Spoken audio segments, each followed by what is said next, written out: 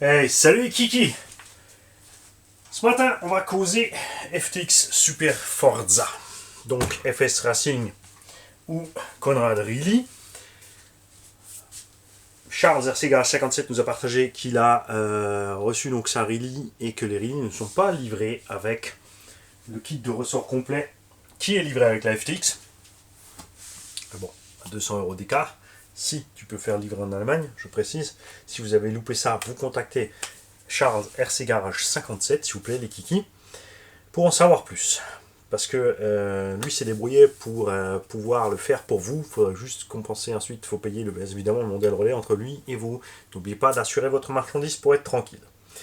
Cette FTX Super Forza a roulé 1h30 avec ses 4 roues d'origine et ensuite encore 1 heure avec des Proline à l'arrière uniquement, puisque moi j'avais pas acheté les 4 Proline. Enfin, j'avais acheté 4, mais 4 de la même taille pour une autre connerie.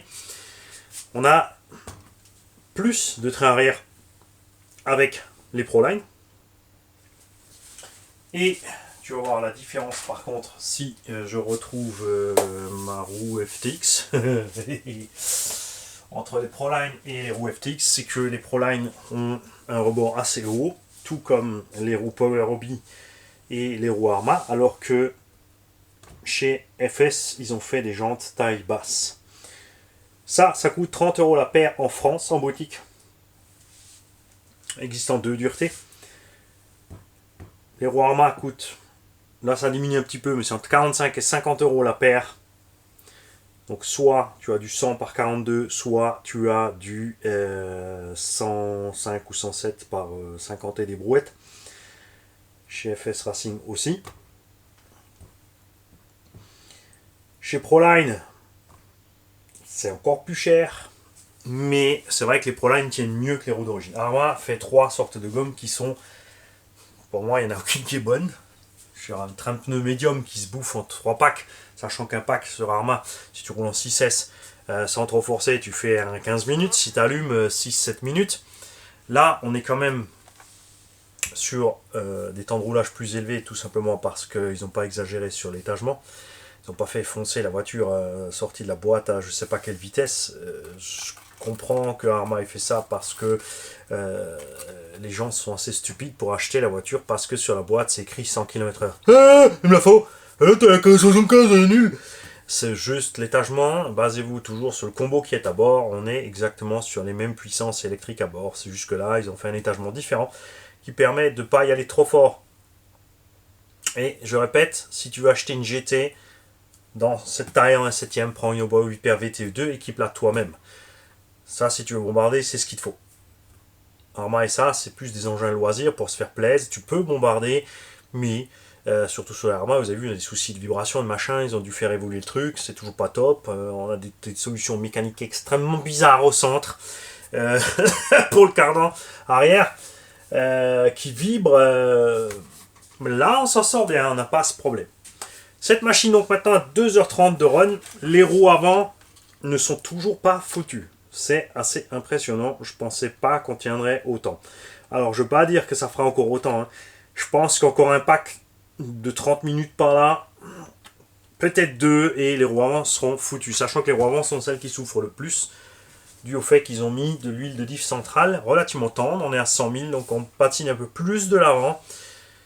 Mais ça évite le cul de pousser trop fort.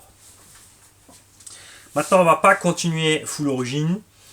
On va modifier le bestiau. Alors tout d'abord, je vais durcir un petit peu l'huile de diff centrale, mais pas trop. On est à 100 ou 150 000 d'origine, je ne sais plus, là on verra ça dans la notice. Je vais peut-être passer 150, 200 000 par là, enfin 50 000 de plus. Je pense pas grimper à 300 000. Peut-être plus tard, mais on va y aller doucement. On va laisser l'avant où il est, on va laisser l'arrière comme il est. À l'arrière, c'est relativement épais, 40 000. Moi, je suis habitué à rouler 5-10 000 à l'arrière sur les GT. Mais ça se passe bien. Donc on va laisser pour l'instant comme ça.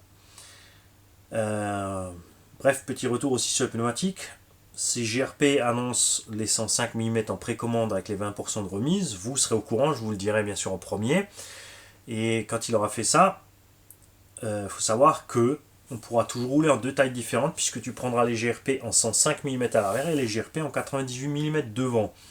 Enfin, ils sont 100 sur le papier mais 98 en vrai, donc ça devrait aller.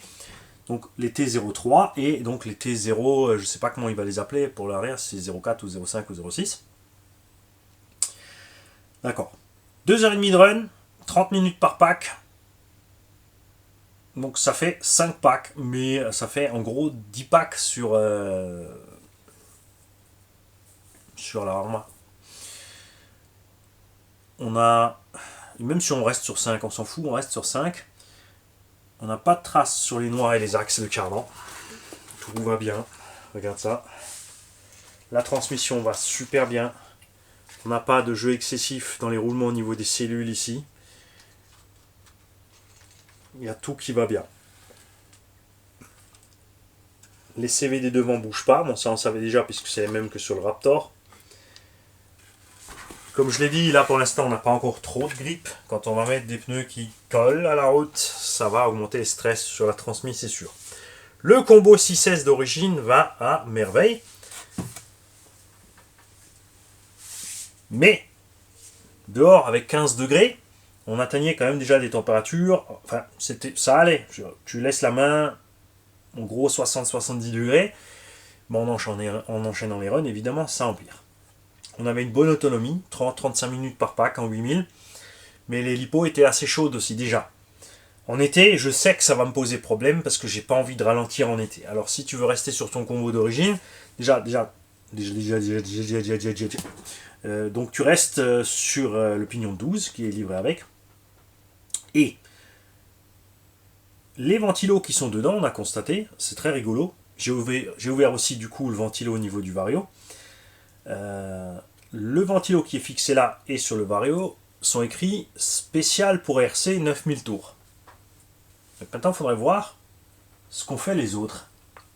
Dans le Spectrum, dans l'essai Spectrum qui est aussi au B-Wing, est-ce qu'il n'y a aucune indication, est-ce que c'est un ventilo simple, est-ce que FTX, parce qu'il faudrait voir aussi sur la FS Racing de base, est-ce que sur la FS Racing on a aussi ces Vario dedans, je crois que c'est écrit Tornado, ventilo quelque chose, Tornado, 9000 tours, Modified Special RC. Aucune idée. Donc tout ce que je peux te conseiller, c'est d'utiliser des ventilos Rocket. Dispo par exemple chez Action Modélisme à une douzaine d'euros. Donc à peine plus cher que chez Ali, mais c'est dispo en France et tout de suite. Donc tu trouves la bonne taille, hein, 30-30, 35-35, 40-40, 45-45. Je te le répète, tu mesures le boîtier. Normalement, le ventilo rectangle, ça se fait pas. Donc si tu as une cote, c'est toujours 25 x 25, 30 x 30, 40 x 40. Épaisseur 10. Il existe des 20, des 30, des 40.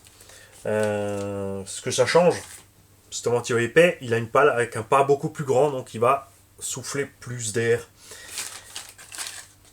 Ça consomme plus aussi, bien sûr. Mais après, c'est pas extrême, hein, c'est des ventilos. Tu peux faire la même chose au Vario. Tu peux aussi remplacer le ventilo du Vario par un truc Rocket comme ça. Il tourne à... Je te dis pas de bêtises. Est-ce qu'il me l'a noté dessus? Bon. Quand je l'avais vu sur le descriptif, quand j'ai acheté, c'est 14 ou 20 000 tours, un truc comme ça. Par exemple, donc augmenter ton refroidissement. Bien sûr, faire en sorte qu'il y ait une entrée d'air dans la carrosserie qui t'amène de l'air vers le moteur. Tu peux ajouter un dissipateur sur le moteur parce que là, on a juste uniquement sorti de la boîte, mais il est là, je suis con. Cyclone. C'est un Cyclone 9000 tours en 6 volts. Mais il est posé uniquement juste devant le moteur. Donc il ne va pas amener grand chose d'air, puisqu'en roulant l'air, elle est balancée par là, donc lui doit aspirer une partie de l'air, la souffler là, avec le vent qui vient là, qui la repousse aussi. Quand tu ajoutes un dissipateur, par contre, là déjà les choses vont mieux. Il existe des dissipateurs avec les rainures de ce sens, il en existe de ce sens. Ça c'est du Hobby-Wing pour 36 mm. Tu as le Hobby-Wing pour 40 mm. Alors là c'est une petite blagounette que nous a fait Hobby-Wing, on ne sait pas pourquoi ils ont fait ça. Les premiers étaient bien en 40, maintenant ils sont en 44. Je cherche pas à comprendre, c'est bizarre, ou en 42, maintenant en 44. C'est pas un problème, il suffit de les écraser pour les resserrer, d'accord? Je te conseille vivement d'enlever le ventilo d'abord avant de faire ça. Tu peux les écraser, tu peux les ouvrir. Idem pour celui-là. Celui-là est très volumineux et selon l'étagement de ton pignon, selon le véhicule, idem sur les Arma. Bon, eux, ils ont déjà les dissipateurs avec, ça c'est cool, bien sûr. tu n'as pas de place. C'est pour ça que j'aime bien utiliser ceux-là. Parce que généralement ceux-là passent. Et pareil, hein, je les ouvre et même, je les mets sur mon moteur en 40 ou 42. Tu vois, tu es tranquille. Ici, on a la place pour la noix et tout. Et on a la place pour le ventilo. Et pareil, tu peux y coller un rocket dessus à 14 ou 20 000 tours. Ils font des ventilos qui fonctionnent en 3S, en 4S. Tu veux brancher direct sur les batteries. À toi de voir ce que tu veux. Moi, j'aime pas pomper le jus sur une des deux batteries. Je préfère avoir tout simplement le truc sur le récepteur. Comme ça, j'ai la paix. C'est que les ventilos aussi ont des marges de manœuvre. Hein, c'est un 5 volts, si tu mets 7,4, il va rien lui arriver, il va tourner plus vite. Il y a des ventilos qui sont sur simple bague, huilé, il y en a qui sont sur roulement à billes. Toi, de voir ce que tu veux, tu trouves de tout.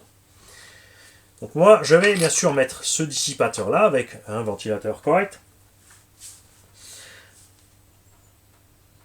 Au niveau du vario, on va voir ce qu'on va mettre parce que je vais installer donc un Léopard 1400 kV en 8S. Je ne vais pas aller plus vite.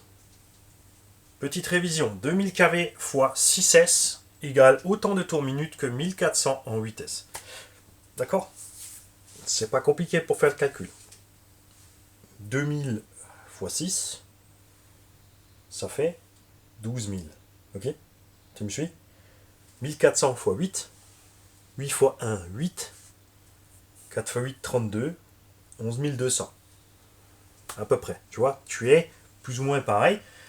Ensuite, tout ce que tu dois faire, évidemment, c'est d'ajuster le pignon. Plus ou moins une dent, si tu es un peu plus rapide ou moins rapide, selon ce que tu veux faire. Donc là, on veut garder la même vitesse. On mettra donc tout simplement une petite dent en plus au pignon pour compenser. Ça fera plus qu'aller plus... Ça sera pas à la même vitesse, on ira un petit peu plus vite. Avec le 8S, on va gagner quoi? On va gagner une chute drastique de la consommation. On n'est pas plus lourd au niveau du moteur. Là, on roule avec des 3S 8000 pour faire une demi-heure, qui pèsent, je ne dis pas de bêtises, « 500 grammes pièce, donc 1 kg de batterie à bord, d'accord? On va remplacer ça par deux gens bashing par exemple, on va se retrouver donc plus léger. Si on prend les DXF 6750 qui sont rangés quelque part, je sais pas où, je sais plus où j'ai mis, en gros on a le même poids de lipo. Le Vario, on va utiliser un Mamba Monster X qui n'est pas plus lourd qu'un Quick Run, ou à peine de quelques grammes, d'accord?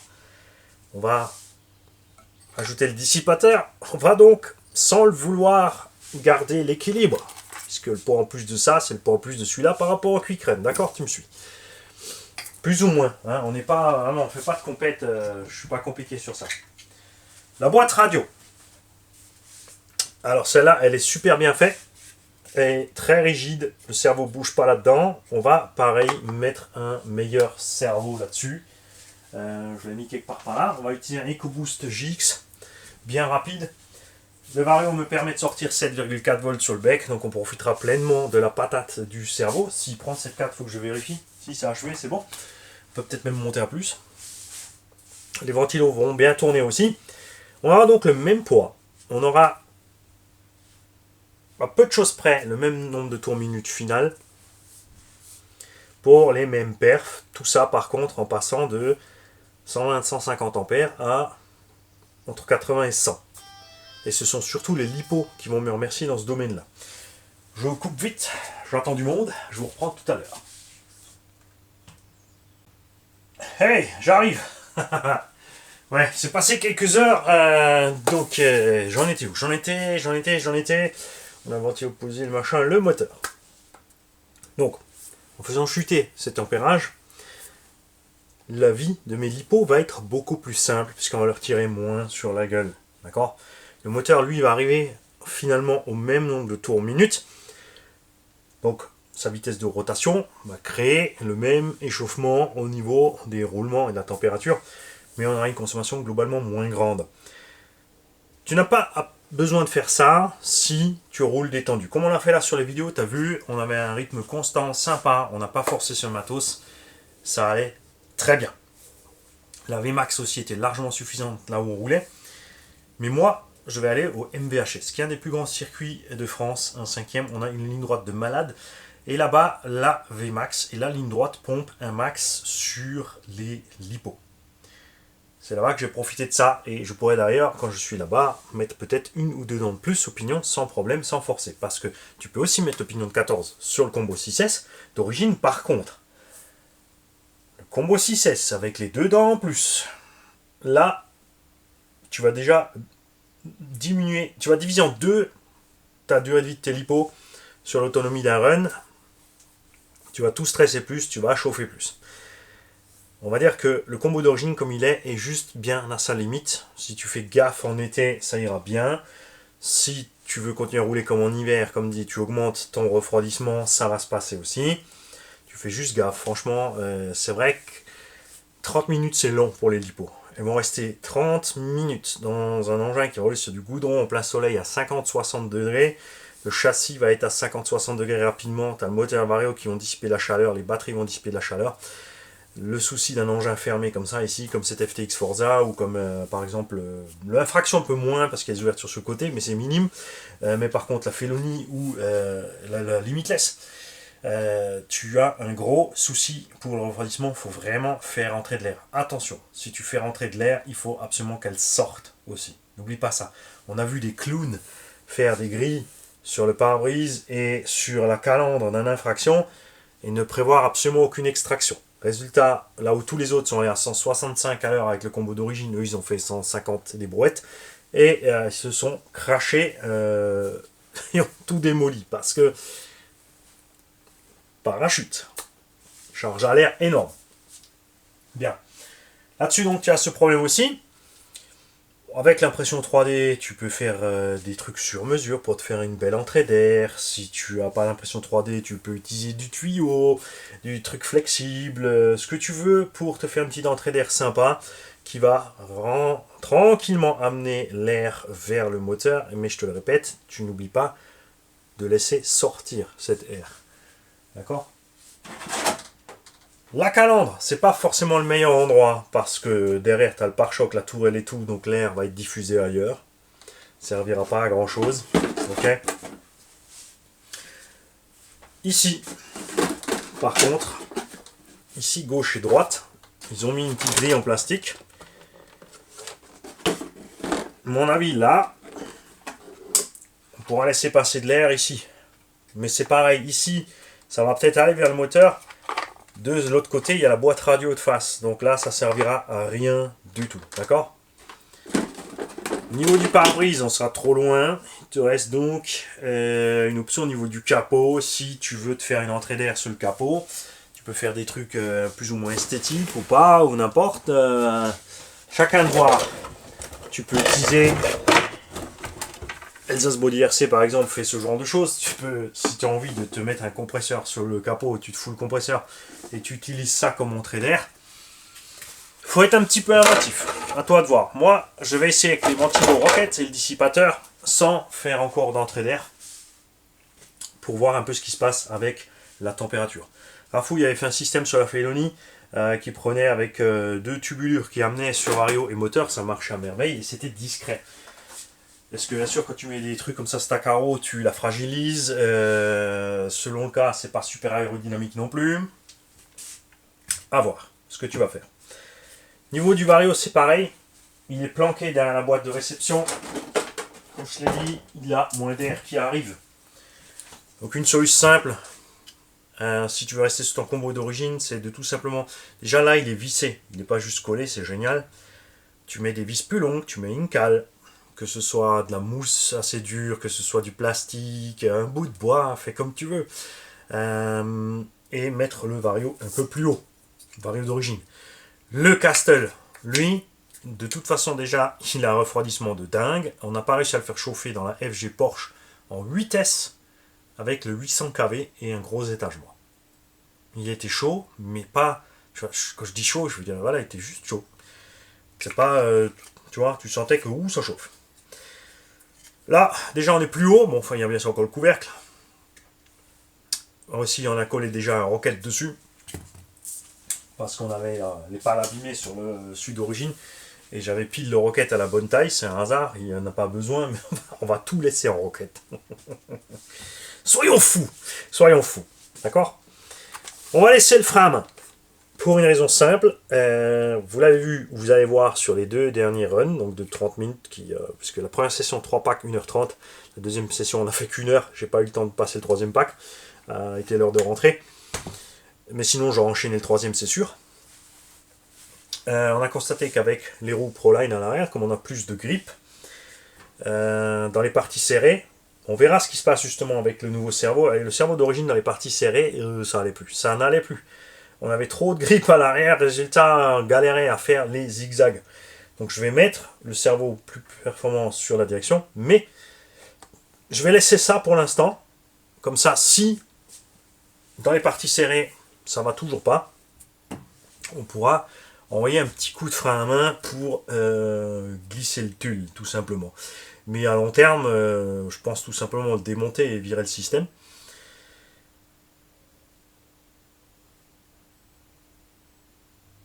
On a du jeu. Donc sur les portes-fusées, les moyeux arrière, on va laisser.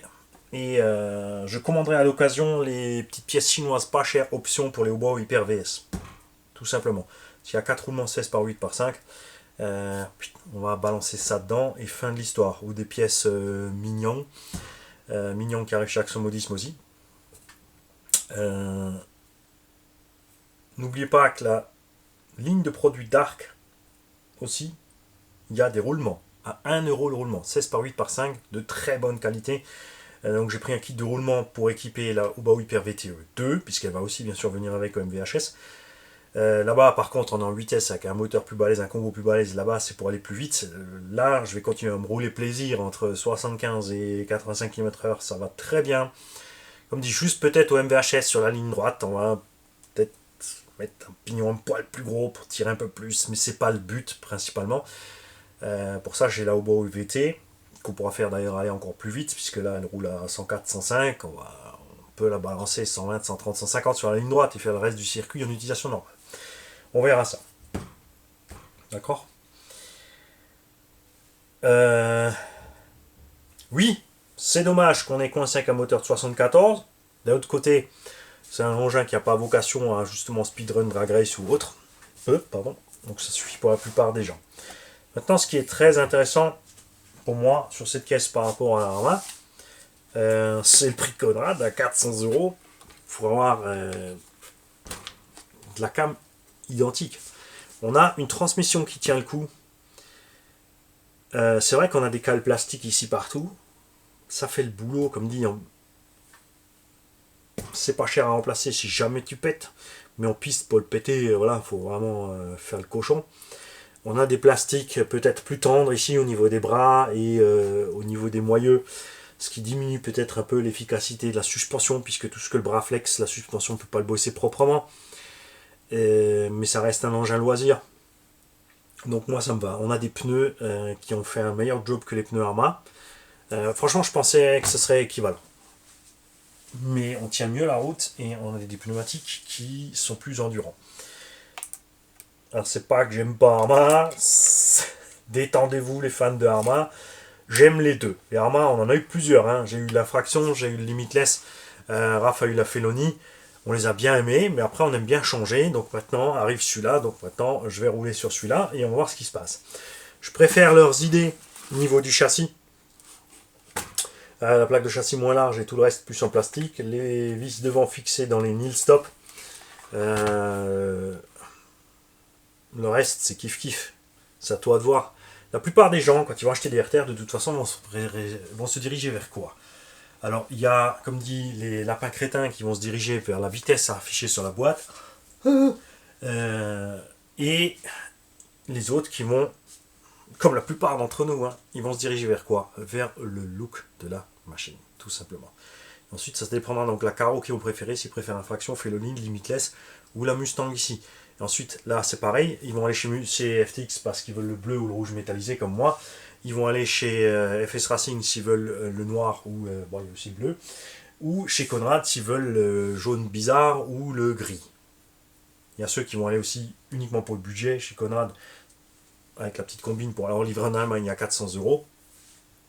Évidemment, contre 650-750 euros les Arma, si c'est juste pour le loisir, pose-toi sérieusement la question. C'est pour ça que j'ai testé cette machine, puisqu'on voulait avoir le cœur net, parce qu'il y a des caisses comme ça où tu dis, ouais, voilà, c'est quand même beaucoup moins cher, mais tu te retrouves avec un truc genre ZD Racing ZX07. Rebadgé chez Apsima 750 euros et chez Amnevi 850 euros. Allez, alarme, mange la cartouche, plus cher que Arma et catastrophe. Donc là, on n'est pas dans ce genre de cas. La machine tient bon, ça fait plaisir. Et on va continuer donc à l'exploiter comme ça. Je la roule exactement de la même façon dont j'ai roulé mon infraction et j'ai roulé la limitless. Évidemment, on n'a pas encore roulé comme on a roulé la BMW Turbo Diesel qui est chez Breezer RC. Allez voir la chaîne Breezer RC, pas pour voir la BMW Turbo Diesel tourner, mais pour voir tout le reste qu'il fait aussi. Là-bas, on a surmotorisé juste pour le fun. Juste pour le plaisir de l'axel qui arrive à t'arracher les jantes sur place si tu mets trop de gaz.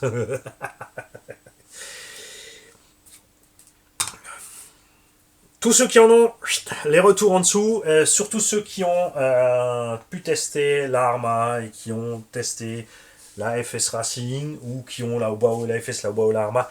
Voilà, hein, je veux vos impressions. On a par exemple donc Farid Ferra qui a l'Arma Limitless, je crois, est équipé pour les speedruns. Farid qui nous a fait le plaisir de nous balancer quelques commentaires. Il a vu qu'en fait on n'est pas aussi grave ici que ce qu'on lui a prétendu qu'on était. Hein, il a vu que c'est full détente. Donc grand plaisir de l'avoir à bord. Comme chacun d'entre vous les gars. Il est tout à fait normal que certains d'entre vous préfèrent tel ou tel modèle et défendent telle ou telle marque ou tel produit parce qu'ils sont contents avec. Il n'y a aucun souci avec ça. C'est pour ça qu'on est tous là pour communiquer. Pour ça aussi, je vous explique en détail la suite des événements avec cette caisse. On pourrait continuer à rouler full stock tout l'été pour montrer un peu où ça va avec les températures. Mais je sais que, précisément, surtout si je vais à un VHS, les températures moteur, ça va, il va encaisser. Mais que les températures lipo, puisque moi j'aime bien rouler un pack entier. Moi j'aime bien mes runs de 30 minutes. En été, je peux que vous conseiller à tous de réduire à 10 minutes et ensuite de checker vos températures, de laisser refroidir. Comme dit ceux qui roulent tranquille, qui cruisent, ils pourront le faire. Mais n'hésitez pas. Il vaut mieux s'arrêter 2-3 fois et vérifier que de popper une lipo, de cramer un moteur, de faire sauter un vario. C'est beaucoup plus cher, juste parce que tu t'es pas pris le temps de t'arrêter quelques instants pour checker la bagnole. L'autre chose aussi que je voulais vous montrer, c'est là-dessous. Regarde l'état du châssis après 2h30 de run. J'ai les réglages sortis du carton, j'ai pas touché. J'ai diminué mon débattement devant, ici, avec les vis de butée. Donc devant, j'ai augmenté un tout petit peu la précontrainte et derrière aussi, de juste l'épaisseur de la bague. Et on roule au même endroit qu'on a roulé donc les Obao et les infractions et autres. Et tu peux constater que on n'a pas râpé le châssis. Et ça aussi, ça fait plaisir, parce que quand tu as des engins de loisirs comme ça, pour le plaisir, tu n'as pas envie forcément de les défoncer, d'accord? Et on va faire une autre vidéo dans laquelle on va aborder l'histoire des fonds plats. Parce que là aussi, vous allez voir que c'est pas comme beaucoup d'entre vous pensent, un fond plat, que c'est pas aussi facilement réalisable que ce que vous pensez, et que les effets sont pas les mêmes d'une à l'autre variante, et qu'il y en a qui font du vent, et il y en a qui ont fait du vrai fond plat. Et là aussi, vous allez voir que FS Racing ne s'est pas endormi sur le fond plat, au final. À l'unbox, je vous ai parlé de certaines choses, personne n'a réagi à cette chose, et ce qui est donc un indicateur pour moi, pour vous dire qu'il est temps de faire une vidéo sur le fond plat. On va en causer en long, en large, en travers. Une fois de plus, je ne suis pas celui qui a absolument raison sur tout. Je vais vous donner ce que moi je sais, ce que j'ai appris, ce que j'ai vu, sans être allé fouiller sur internet machin bidule. On parle juste comme ça parce que je veux les retours de ceux qui savent, de ceux qui se sont pris le temps de se renseigner et qui ont fait les choses par amour dans le détail. D'accord ? Je vous souhaite à tous une belle journée et on se revoit donc sur un blabla spécial fond plat. Et pareil, c'est pas, attention, c'est pas guéguerre des marques entre Traxxas, FS Racing et Arma. On va parler génériquement du fond plat.